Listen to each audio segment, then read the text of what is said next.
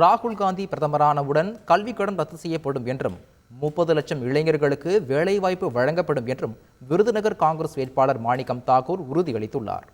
காங்கிரஸ் வேட்பாளர் மாணிக்கம் தாக்கூர் விருதுநகரில் வீதி வீதியாக சென்று தீவிர வாக்கு சேகரிப்பில் ஈடுபட்டார்.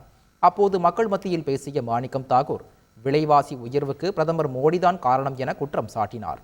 மேலும் ராகுல் காந்தி பிரதமரானவுடன் டீசல் விலை 70 ரூபாயாக குறைக்கப்படும் என்றார்.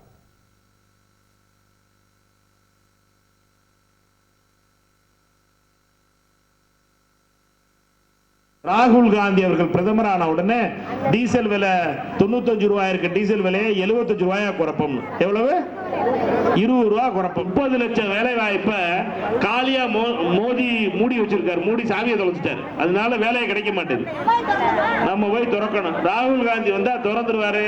ஒரு வருஷத்துக்குள்ள 30 லட்சம் வேலை வாய்ப்பையும் திருப்பி வேலை வாய்ப்பு எல்லாத்தையும் பூர்த்தி செய்வோம். பண்ணும்போது நம்ம பிள்ளைகளுக்கு வேலை கிடைக்கும். சரியா?